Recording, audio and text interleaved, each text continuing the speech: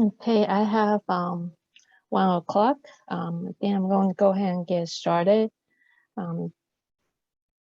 So I'm in the screen sharing, I won't be able to see the participant list. So I think Jasmine will be able to see any of the chats that are coming in. So if Jasmine could help us monitor, that would be great. So thank you all for coming for today's AERA NAPSG webinar series. The title for this one is New NCES Edge Program and the Size Study.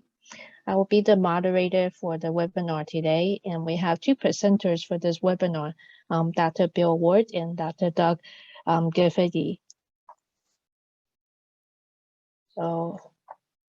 So for the outline for today's presentation, I'll do the welcome introductions, and Dr. Bill Ward will discuss on the SES reporting in NAEP, and Doug will help us with the EDGE program and then the size study. So let me just go ahead and introduce our presenters for today. So Dr. Bill Ward is a statistician at the U.S. Department of Education's National Center for Education Statistics, and NCES. He is the project lead for the National Assessment of Educational Progress, known as NAEP, for the sampling and data collection contract. And Dr. Doug Giffady directs the Education Demographic and Geographic Estimate, the EDGE program at the U.S. Department of Education's National Center for Education Statistics, where he pursues interest in educational geography and data design. Prior to joining NCES, he worked at the U.S. Census Bureau, where he developed custom geodemographic data to support statistical and statutory education programs. I'm going to turn the mic over to Bill. Judy, thank you for that introduction, and welcome to everyone. Again, I'm Bill Ward. I work at NCES, and kind of the main takeaways, I work on the NAEP program, sampling and data collection contract, but I'm also the project leader for the SES project that we're working on at NAEP. And so I just have, before I turn the presentation over to Doug, really just have a few slides to talk about kind of where we are, where we've come from about SES reporting in NAEP. And I'm assuming that since this is a NAEP special interest group, everybody knows about NAEP. So I'm really not going to talk much about NAEP itself. Next slide, please. So current SES reporting in NAEP. So we use a student's eligibility for a free or reduced price lunch as a proxy for SES. And it's taken from school records.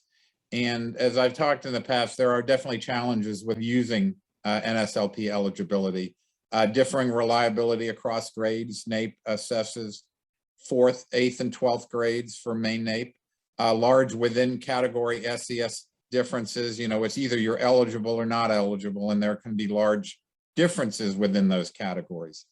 School level and jurisdiction level eligibility changes. You know, some districts, 100% of the students are eligible for a free or reduced price lunch, for example.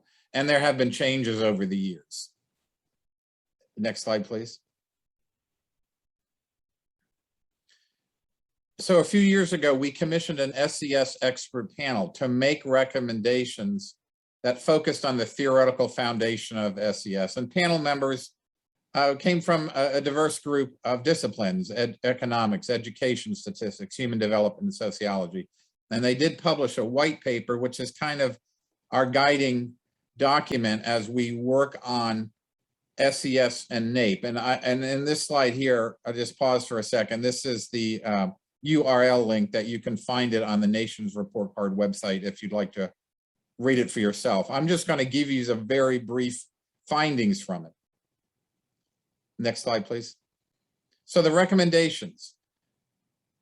So the components of a core SES measure, we call these the big 3: parental educational attainment, parental occupational status, and family income, and other indicators of home possessions and resources for students. That's the core, the big 3, as I mentioned. They also recommended that NAEP look at neighborhood and school SES to construct an expanded SES measure, and measures of these variables could contribute to an expanded SES. And this is really kind of where Doug's work comes in. And, you know, we had a lot of interesting, rich discussions, and really a lot of that work has come to fruition. And I'm going to let Doug share all that, and really kind of that's where we're looking to put link Doug's research. And then also we should attempt to develop an SES composite measure. Next slide, please. Just a little bit more briefly about, again, SES at the student level. The big three, one is parental education. You can kind of see here are the items, the 2 items we ask. How far in school did your mother go? How far in school did your father go? The second of the big three, parental employment, grades 8 and 12. It's really more employment status, not occupation or job title. Does your mother work? Does your father work? Yes, no, I don't know. Again, 1 item for mother, 1 for father. Next slide, please. Family income. We have this home possessions matrix. This is for grades 4, 8, and 12. You know, we ask the student, do you have any of the following in your home? Access to the internet? Yes or no? Your own bedroom. You can see some of the other examples. Also, we ask about books in the home at grades 4, 8, and 12, about how many books are there in your home. Few, enough to fill 1 shelf, 1 bookcase, or several bookcases. And the last slide I have is also, again, with the big three, family income. This is the household composition matrix. So it's providing information on adults in the home that may provide income or resources for the family.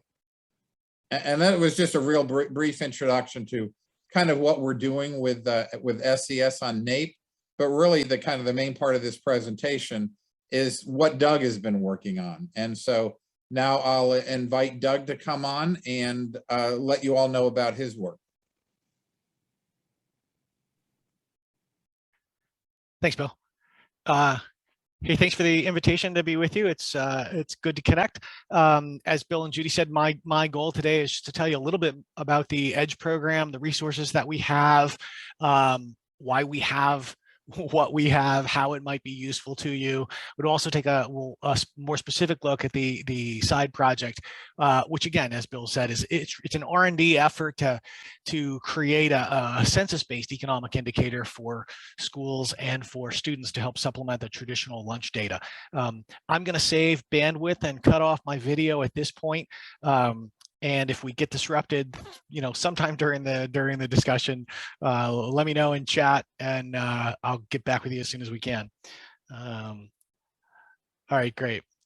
Okay, Judy, next slide. So the EDGE program site is relatively easy to find. Just Google NCES EDGE. It will take you there. The organization is fairly straightforward. The data portfolio has 3 primary channels. We've got demographic data collection, geographic data, and economic data. We also provide a variety of analytic and reference tools. Those are kind of down along the bottom, and there's some elsewhere in our MapEd space. For NAEP users, just know that all of the EDGE data products include the federal ID for schools and for school districts. And that's important because the common ID is going to make it possible to integrate the data with other NCES collections like NAEP, assuming that you've got access to the restricted use files. Next slide. First off, the demographic data collection, it primarily provides data for school district, social demographic, economic, and housing characteristics from the Census Bureau's American Community Survey, the ACS, primarily from the profiles data. If you're not familiar with the ACS, it's the largest continuous household survey in the US. It includes a sample of about 3.5 million residential addresses every year. The EDGE ACS ED collection is primarily composed of ACS 5-year period estimates that are updated annually, but we also have some archive data from earlier decennial census collections, 1990, 2000, and also from 2010. Go ahead, next slide. The ACS ED time series provides estimates for the US, for states, and for school districts. It includes the standard ACS estimates that are based on total population or the total population universe, but more importantly, it includes custom iterations for school-age children and the parents of school-age children. Those special tabulations of policy-relevant universes are really useful because the characteristics of the general population in a district may not be a good reflection of the characteristics of the population that's most directly served by a school system. Let me give you an example on the next slide of the DC public schools. If we calculate a median household income based on all of the households in the DC public school system, we get an estimate of about $86,000 and a SNAP participation rate of about 14%. But if we just focus on the households in the DC system that report having school-age children enrolled in public school, we get a median value of 68,000 and a SNAP participation rate of 34%. So a slight change in the analytic universe can substantially change what we think we know about an area's social and economic conditions. I mean, think of it as a matter of almost of construct validity. When we use population and geographic data in our research, we want to be really careful about who we're measuring and where they are. So the EDGE demographic data, they not only provide, a broad set of characteristics for everybody living in the district, but it also provides a unique source of data specifically for school-age kids and their families, because that's who the districts primarily work with. And as researchers and program admins, that's primarily, the data that most folks need. Next slide. Transition a little bit. It's always good to look at estimates in a table. That's great. You click those icons in our demographic data channel, and you'll have a wizard that'll let you drill in to whatever you want to drill into. But it's also important to consider social and economic conditions in their geographic context. Next slide. So the ACS Maps tool, one of a few that we have, the Maps tool is designed to let you look at spatial distribution of school district estimates in a local or a regional perspective. You can add other layers like school locations, congressional districts, building footprints, topographic features, whatever. There's just a variety of other layers in there that you can add that will hopefully help explain some of the specific types of, or I guess why some of the specific social and economic conditions are the way they are for particular locations. And next slide, if you want, you can stack those maps side by side to see how the distribution of one characteristic compares to another. For example, here's Dallas, Texas area. We've got median household income for school districts on the left compared to the percent of population with a bachelor's degree there on the right. Again, it's a good exploratory and a reference tool. I would encourage you to check that out. All right, next slide. Again, we're just a quick overview. The EDGE program creates a variety of geographic data as well. We've got a large archive of school district boundaries, school point locations, locale boundaries, geographic relationship crosswalk files, a variety of other things. You can download those data and background resources about them directly from the product pages, but you can also go to our open data platform. Sorry, next slide. And get them there as well. For folks who are GIS users, the EDGE Geodata layers are available as web data services through the open data platform. So there's no need to download or manage the data to learn about it or to use it. You can just go to the layer page in open data, copy the service URL at the bottom of the page, add it into your GIS project, and you're good to go. For those of you who are not GIS gurus and don't want to be GIS gurus, that's fine. But if you still want to learn about and explore these data, I would still definitely recommend that you explore the open data site. Honestly, I use it all the time as a quick way to check details, to review information, to answer questions. It's just a nice all-around resource. As an example, let's say that you wanted to learn a little bit more about the public school point file. You'd select that yellow K-12 school box icon there and kind of in the top left. And once that would open, there's a series of layers. You just would collect or click on the public school layer. I'm sorry, Judy, go ahead to the next slide. And that layer, again, it will provide you a page with a bunch of background information. You can explore the metadata from here. You can download the data from here in different formats as a table, as a KML file if you're a Google Earth user, a variety of other jump off options at this point. And the next slide shows that you can look at the data items, the values that are there in the data tables. You can filter records. You can do kind of some basic checking to see, hey, is this what you're looking for? Are these the data that you want? You can know that before you have to download it and somehow explore it locally. Next slide. Another nice feature about the platform is that it's got a surprisingly powerful and flexible map viewer to help you visualize data, and you can even integrate it with other data sources that are searchable through the little application. Again, you don't have to be a GIS wizard or have a GIS license to use a lot of the functionality, or actually all of the functionality that's here. So again, the Edge Geodata are a great resource to explore. You can download them from our program site, or you can also get them from the Open Data platform as well. A couple of the layers specifically I wanted to highlight. Oh, I'm sorry, Judy, next slide. The first is the public school geocode file.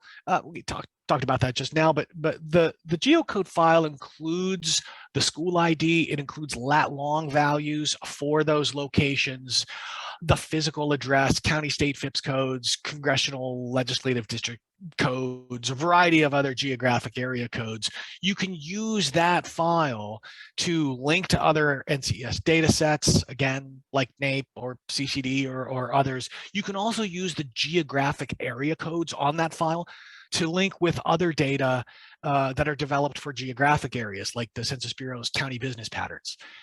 Most importantly, you can use a GIS to link the latitude and longitude values to other kinds of geo-referenced data sets that provide information for the same physical location. And there truly are hundreds of thousands of spatial data sets out there with all kinds of issues like lead contamination and air pollution, traffic accidents, food deserts, natural hazards, you name it. The geographic linkages are a really powerful way to create new indicators that you can use for research and decision making. Again, you don't have to be a GIS guru. You can use GIS with spatial data to just create some supplemental indicators that you're interested in, and then bring them back into Stata or SPSS or R, whatever analytic package that you want. It's think of it as a data creation tool, not just a data visualization tool. The next layer are the locale boundaries. We assign locale indicators to the school geocode file. Oh, I'm sorry, Judy, can you go to the next slide? So these locale indicators get assigned. You've probably seen them in NAEP. We assign them to the school geocode file. They get appended onto CCD. They get put on other NCES survey data. But sometimes it's helpful to apply those that framework to other kinds of entities so that you can have a consistent classification system for your analysis. So let's say you had Head Start centers or medical facilities, or maybe even you ran a survey and you've got respondent addresses and you want to classify them according to that NCES locale framework. You can use a GIS to join those point locations with the locale boundaries to pick up that locale indicator for those non-NCES locations.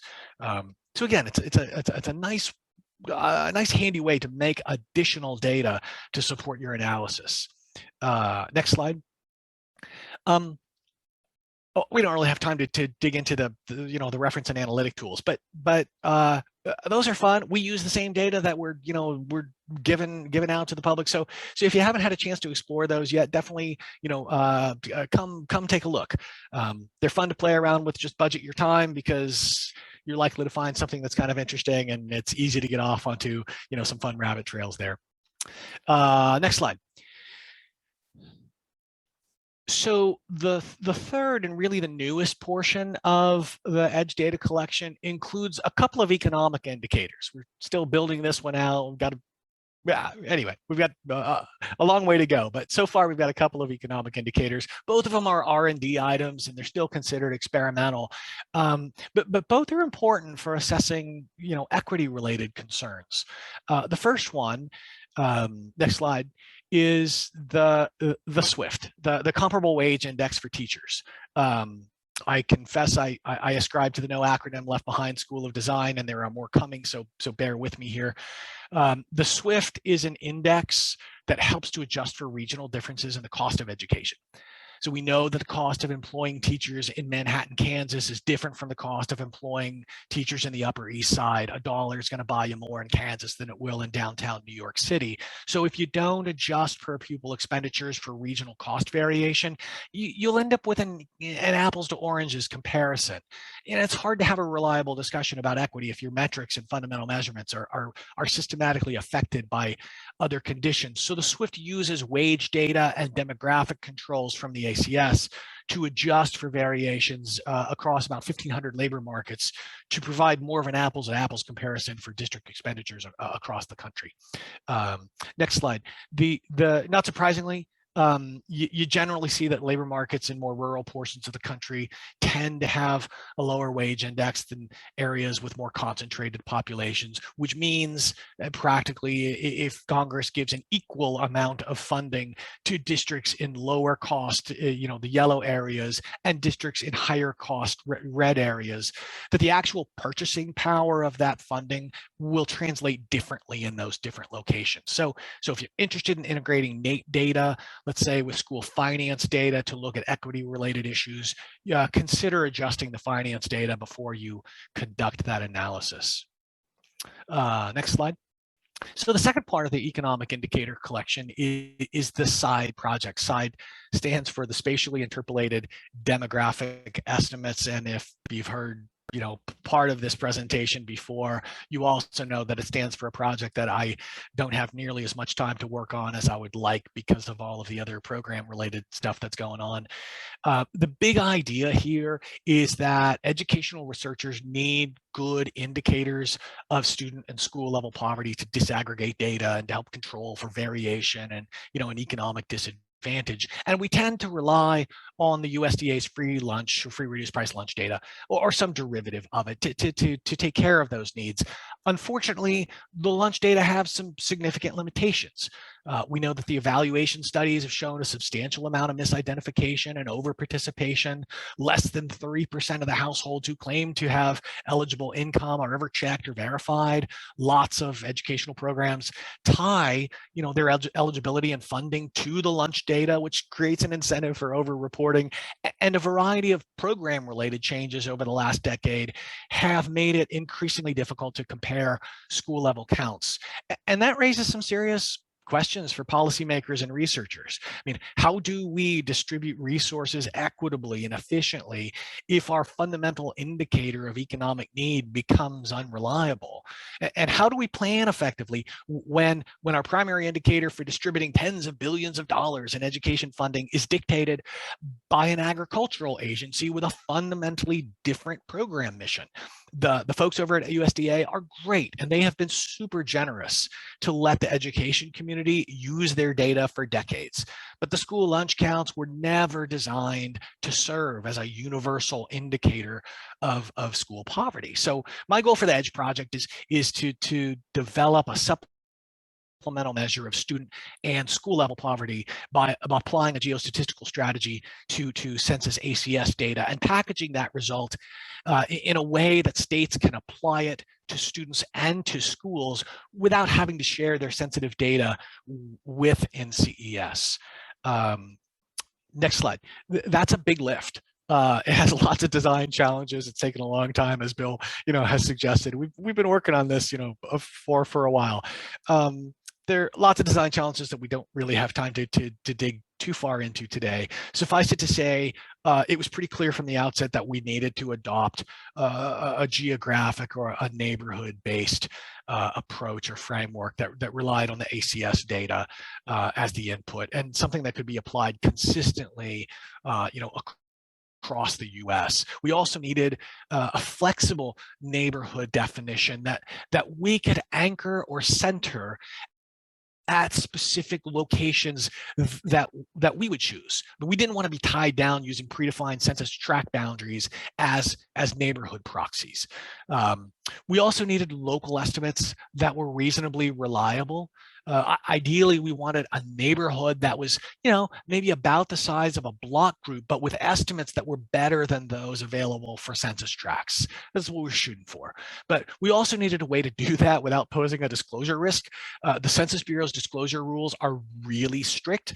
If you've ever experienced that before, particularly for data about small geographic areas, and rightly so. They do a good job of making sure things are well cared for and protected.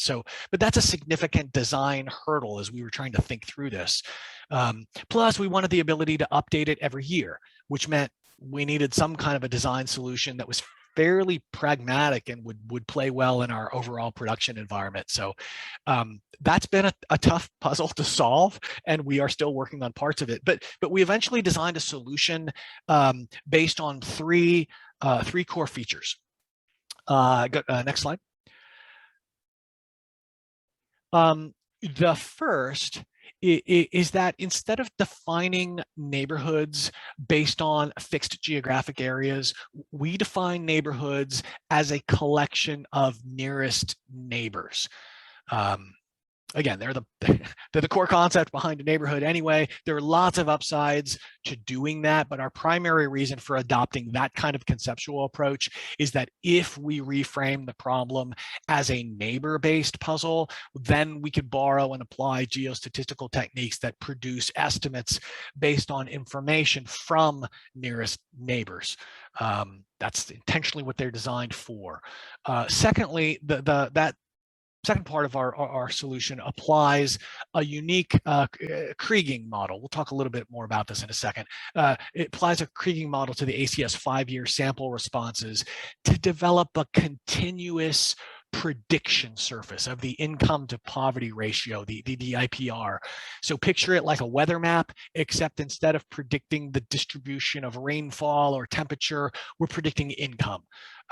Or rather the income to poverty ratio, the IPR. Some folks call that the ratio of income to poverty, or the RIP, but that always kind of sounded weird to me. And in our case, it's really a geolocated ratio of income to poverty, or a GRIP, if you will, which I actually think is kind of cool. But the folks on our development team suggested that adding a GRIP to side in edge sounded like somebody was about to fall off a cliff, so we decided against it, and we just call them side estimates, or the IPR. For those of you who aren't familiar with the IPR, it's a nice distribution, a slight positive skew that ranges from 0 to 1,000. A value of 100 is equal to the poverty income threshold. They do it that way because you could have income that's well below the poverty threshold, and they want to be able to identify that as well. The lunch program also uses IPR values.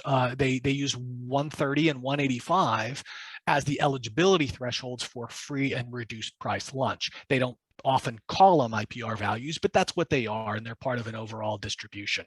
So the end result is a statistical prediction surface that's modeled from the underlying microdata that provides an optimized IPR estimate, really for any lat-long location that you choose. On the prediction surface. And it's not constrained by census geography. In fact, it doesn't use census boundaries at all. It's a different type of estimation approach. The third leg of the strategy is that we create a rasterized version of the IPR prediction surface that we can use in the NCES environment, and we use that to help assign poverty estimates based on student address geocodes. I'll show you some maps that hopefully walk through and explain that a little bit more. But again, it's a three-part strategy, and really it all centers on a geostatistical approach. Next slide. My caveat here, just to be clear, I am not a spatial statistician. I just happen to have a design puzzle where geostatistical methods really provided the best solution to address the analytic needs that we had. The proposed modeling approach it's not perfect, but as Box has said, it's useful. So we've gone with it. Next slide. If for those of you who aren't familiar with Kriging, it's a geostatistical technique that uses information from measured or sampled locations to help predict values at unmeasured locations, and it uses information from the spatial structure inherent in your data to help optimize those predictions. So the more spatial autocorrelation that you have in your data, the more benefit Kriging is going to provide. Spatial statisticians like to say that Kriging uses the data twice because it relies on two different stages of modeling.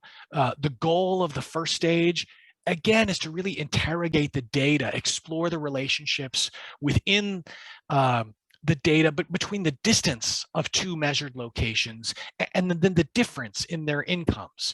So it's going to consider that potential relationship between all possible pairs in your data, and then it uses a semi-variogram to model a covariance function that quantifies that relationship. That's stage one. And then the second stage of the exercise identifies a specific set of sampled cases that are nearest to the unmeasured location that you want to predict. And it uses information from the prior model there in stage one to apply optimized weights to each of those nearest neighbors. And then it uses that collective information from those weighted neighbors to produce an estimate. So again, stage one applies a model to learn about the spatial relationships in the data. Stage two applies another model and what it learned from stage one to create the final deal. One of the key challenges for a standard Kriging model is that it assumes that relationship between distance and the response differences is consistent over an entire study region. But if the region is big, then it's likely that assumption won't be satisfied, and a single global model isn't going to be appropriate. Empirical Bayesian Kriging is a relatively recent addition to the Kriging family that develops and blends a large collection, let's say, of local models to help address that problem of non-stationarity. So instead of creating one giant model in stage one, it can create thousands of local models that are more sensitive to localized spatial structure. A lot of words. Let me give you an illustration of how this works. Go ahead to the next slide. Sorry for all the yellow here. It's bright and sunshiny, but again, the first step of this whole process is to model the income responses from the ACS households with school-aged children to create a continuous prediction surface. Since that gets created in server memory, it's just really a big collection of models. We can't really show you a picture of that full fidelity version. So the best option here is if you look at that slide and you squint enough at the grid cells, eventually the pixelation starts to blur, it begins to look continuous. That's a little closer to what the real surface looks like in memory after that first stage of modeling is done. Second slide. Once we've got that collection of models available to provide the weights, we then move on to the next step. So let's say we want to predict an IPR value for a specific location, like this white point here in the middle. The next stage of the modeling process is going to search the data to find the 25 nearest cases to the point that we want to predict here. And again, we're going to use the information from the weighted cases at measured locations to predict the value at this unmeasured location. Just a heads up, the next slide is going to show you some points that look like real household locations. They are not. There's no PII issue here. This is just a useful fiction for illustrative purposes. Go ahead to the next one. So again, the next stage is going to identify the nearest 25 cases. It's going to use what it knows about the location and the income values of those blue cases and their distance relative to the predicted location, that white dot. And it's going to apply the weights from stage one to adjust the values for all of the blue neighbor cases. Each one is going to get a uniquely optimized spatial weight. And then the process is going to blend all those weighted neighbor values together to create a final prediction for that location. Now, from a Kriging perspective, it applies these uniquely optimized weights based on a combination of spatial conditions that are there from the stage 1 model. But the beauty here is that from a census safety perspective, that process essentially adds a uniquely optimized amount of noise to each of the neighbor cases before they get used to construct the final estimate. So the estimation process itself is also inherently protective. It's a model-based estimate, so the Bureau is much more comfortable with that kind of information going out. So just to be clear, the Kriging weights are not like standard population and housing weights. Those Kriging weights are dynamically produced by a collection of modeled covariance functions.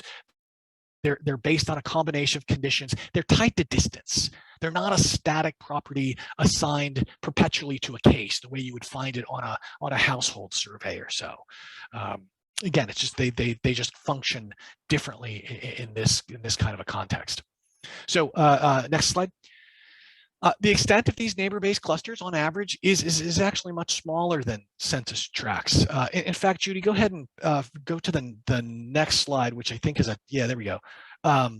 So on average, those side clusters, if you crawl in, if you're in the census environment, you crawl way down as the algorithm, and you actually start looking at the, connect the dots and the distance among these. Ultimately, they turn out to be about a fifth the size of the average census tract. They're even a bit smaller than the average block group. And best of all, we can center them or anchor them wherever we want. They're not dependent on predefined boundaries of census geography. Go ahead to the next slide. And so the final step following all this is to convert that internal prediction surface into a raster file, or by applying it's basically a lattice of a 300-meter grid cells, and then we estimate the value for the center of each of those grid cells using the same type of multi-stage modeling process. That's about 150 million cells that collectively require just a bazillion estimates. So that process takes quite a while. But the end result is essentially a giant grid that provides a modeled estimate and error for very small geographic areas, or the center points, we should say, of those very small geographic areas. And once we get to that stage, well, then NCES can join geocoded point sets to it. Let me give you an example of that. So the next slide is just a slide of us applying those IPR values, those model values. Essentially, we took all of the school locations, public school locations in the country, and we created these IPR estimates to develop a set of school neighborhood poverty estimates. This is how they play out in DC. If you're from DC and want to spend some time in there, I think you'll find that pattern familiar. Anyway, it's worked well so far. Again, the metric that we're using, the IPR, the lunch folks use that for the free and reduced price thresholds as well. It's a really nice feature, at least the way we've packaged it in the side indicator, because it's a continuous measure, and it covers the entire income range. So you can use it to take a deep dive look at affluent neighborhoods just as well as you could use it to look at low income neighborhoods. Again, those school neighborhood poverty estimates are up and available on the EDGE site and under the economic data. A quick caveat, remember, these are estimates that are based on the conditions of the survey respondents that are nearest to the school location. That might be different from estimates that are based on the neighborhoods of kids who actually attend the particular school. In some cases, when you got a bunch of neighborhood kids going to the school, those might be quite similar. In other cases, they may be different. So that's an important caveat. But it raises another really interesting design question, which is in next slide. So if we could create side estimates for school locations, then the question is there a way that we could create them for students based on student address geocodes? Because if we could do that, then we could summarize those student results to schools based on enrollment. And then we really would have an independent measure of school poverty that would cover the full income spectrum, not simply a percentage of kids, based on a binary response to a single eligibility threshold. A continuous side metric would provide just a much more nuanced picture of the economic conditions for students and for schools. It could even provide a measure of economic diversity within schools. Again, if we can figure out the mechanics of getting that done. But again, that's the big question. How would we do that? NCES doesn't have student data, and frankly, we wouldn't want the legal headache, even if the states were willing to give it to us. So instead, we designed a way to share the poverty data with states so that they don't have to share their sensitive student data with us. And we're working with some states in the NCES SLDS program right now to help us pilot and to test that process.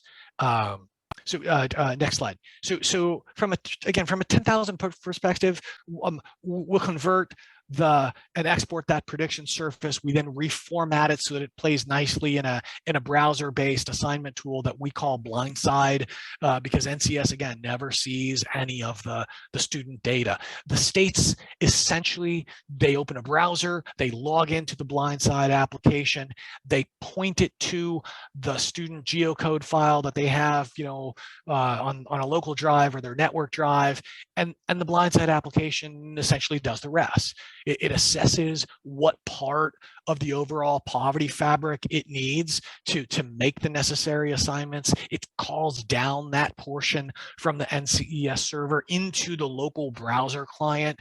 And then from there, it assesses and assigns the student geocode points relative to the poverty surface. And once it's done, it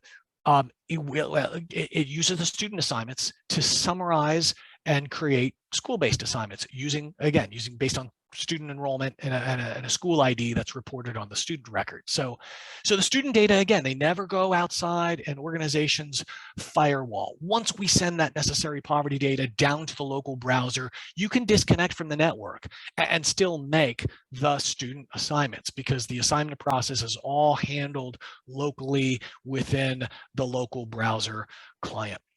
Next slide. Just to give you a feel for what this looks like. So states log in to the BlindSIDE application. Next slide, they basically point to wherever their student file happens to be, on a local drive or a network drive. It looks at that file and says, hey, please identify some of these fields for me. I need at minimum a school ID, a student ID, and a lat long value for the student. You can have other things on the file as well, but those 4 characteristics are the core. And once it has that, go next slide. They click a button and it go to the next slide.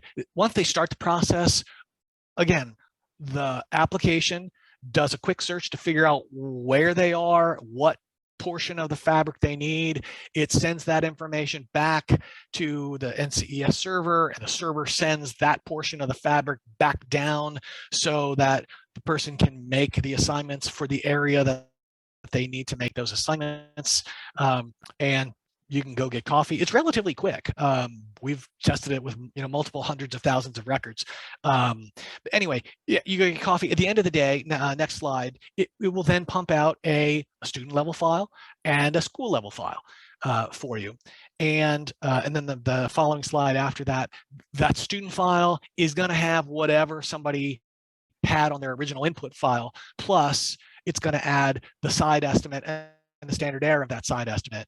And then the school summary file has got, kind of your usual suspects of your summary statistics. It also has a couple of predetermined counts. So, just let's automatically sum up the number of, cases below 100 or below 130. You could do that with, on your own, but that's just, we added those just for convenience. So the application has worked fairly well. I'll get ahead of myself. Let's go ahead to the next slide. Some of the takeaways here. Again, the side approach, there's a lot to like about it. The estimates are more geographically precise than standard census geography. They're based on the nearest and best information available for a specific location. We use a consistent number of sample cases for each of the estimates. They've got, you know, some strong safety features that the Bureau is comfortable with, and it offers a fairly flexible way for states and school districts to assign IPR values to students and schools, again, provided that they've got student address geocodes available. And some of them don't, and some of them do. We're working on that. So that's been a fascinating discussion as well. Some of the limitations, just to be fair here. First, the side approach, it does not directly provide estimates for populations or jurisdictions. It's not going to provide, for example, you know, the percent of people in a city who are in poverty, the way we would traditionally think about a census estimate.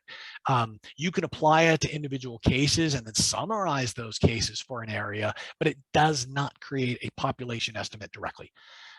Secondly, there are just some legal and statistical boundaries that really do have you know, a significant impact on the geographic distribution of household incomes. And sometimes it's necessary to address you know, research questions using the real boundaries and those estimates for the real boundaries. That's a fair criticism. That's not what the side approach does, but sometimes those boundaries are significant. You can sometimes infer the location of meaningful, let's say, and non-meaningful boundaries by looking at the gradients of the side estimates across an area, but often, you know, you got questions that just need boundaries. That's fine.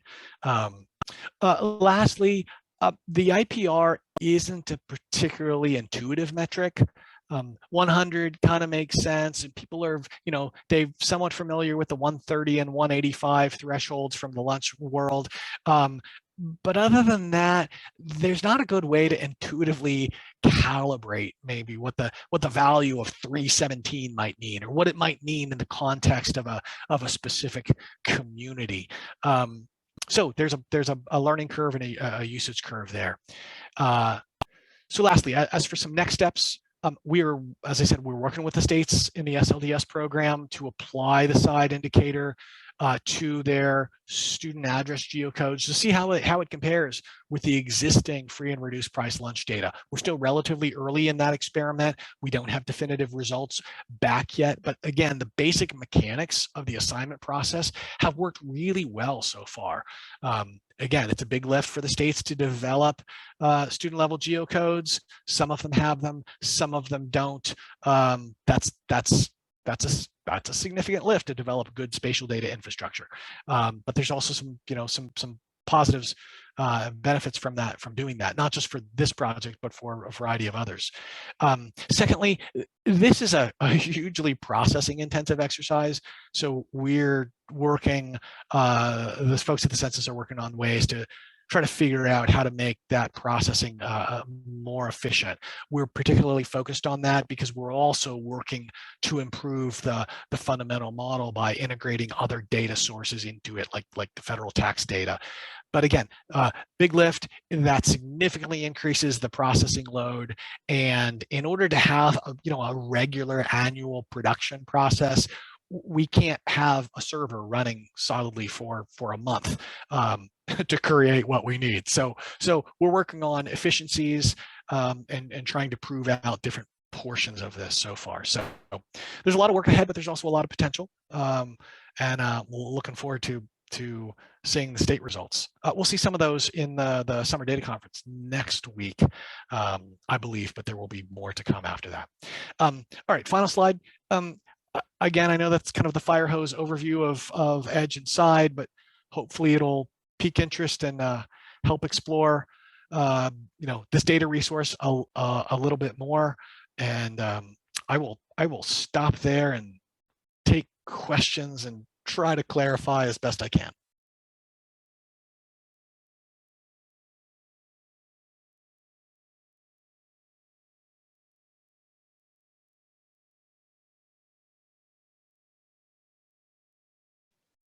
Okay, let me see if there are any questions coming in.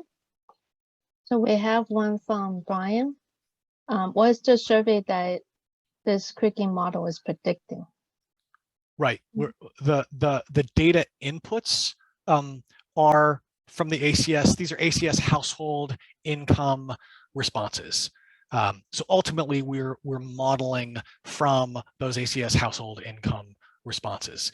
Eventually we do want to try to add tax data and some other as covariates into that model, but right now, it's just the way that Kriging model works, or a Kriging model in general works. It's going to crawl in, it's going to look at the spatial autocorrelation, it's going to try to pull that information back out of the error term and apply the weights to make more efficient use of that information. But it's all ACS based, and it's ACS household income based.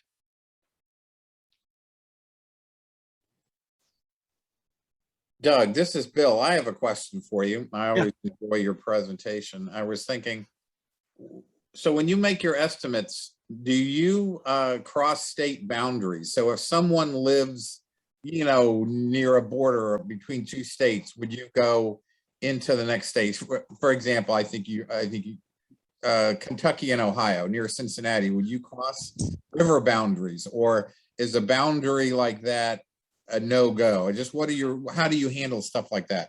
Yeah, and that's so yes, we cross them, and yes, that's certainly a limitation of the overall approach.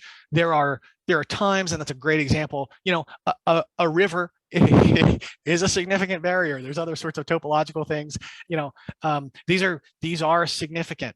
Often when you crawl down and you look at the data, it's pretty clear that it's not grabbing cases across some more significant boundaries, but you've got more subtle situations. And I think of it's Detroit. Is it 8 Mile? The border between Detroit and Grosse Pointe, the demographics just change radically in a block. And so the model itself is not gonna, I don't want to say be sensitive to those boundaries, but it's not going to be preemptive with them. It will model, and the result is going to reflect that, hey, there's a significant amount of uncertainty at this point because of the influence of the boundary. But in a lot of cases, those boundaries, again, they're not meaningful, and so that's the dilemma. In some cases they are, in some cases they aren't. The approach itself does not preserve those kinds of boundaries. Would love to be able to figure out a way of doing that, and there are some ways of trying to sneak that information in as a covariate that we've just started to explore, but there's no explicit way to say, hey, please hold this, as some sort of a constant barrier. That's a great question, and that's one of the significant limitations.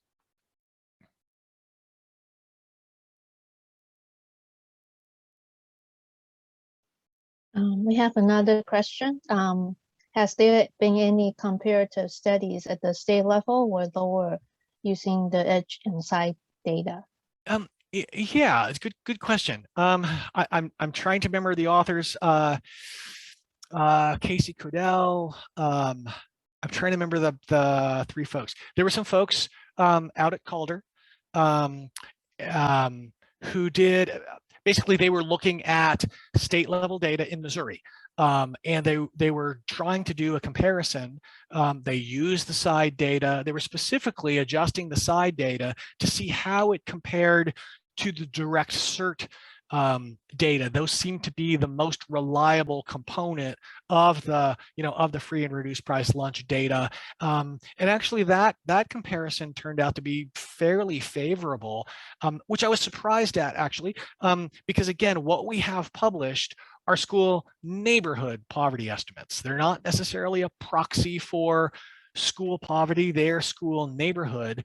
But in that article, and Judy, I can try to follow up and send a link to that. In that article, they were doing a comparison between the side estimates and the direct cert estimates, and found that they were favorable. they reach some interesting conclusions as a result of that as well. It's an interesting article, and I'd be glad to share that link with you. Sure, that would be great. We do have one comment from Karina. She mentioned that it would be interesting. It would be interesting research to look into adding in historical redefining maps, etc. Yeah. And Karina, I just for fun, again, because that's one of those that's just way too tempting. Just for fun, it has been it's been really interesting to look at the edge data and to use, the open data platform to stream in, because the redlining maps are available. You can stream in those layers and begin looking at what are those historical boundaries and how do they compare to these neighborhood estimates. And truly, it is fascinating. I'll stop there. I'm glad that you thought of it. It is really interesting. Okay, I don't see any more questions coming in. Thank you, Bill and Doug, providing a very detailed presentation for us and let us understand a little bit more about the EDGE program and then the site study and how they relate to the NCES measures in NAEP. I believe this webinar is recorded, and then once it's available, it will be posted on the AERA NAEPSEC website, and we'll send out the link to the AERA NAEPSEC members and all the participants and attendees in this webinar. So if you have any questions, please feel free to email the AERA NAEPSEC officers, and we'll be glad to answer them or direct you to people that could give you answers. And thank you again for everyone. Thank you. Thank you, Judy.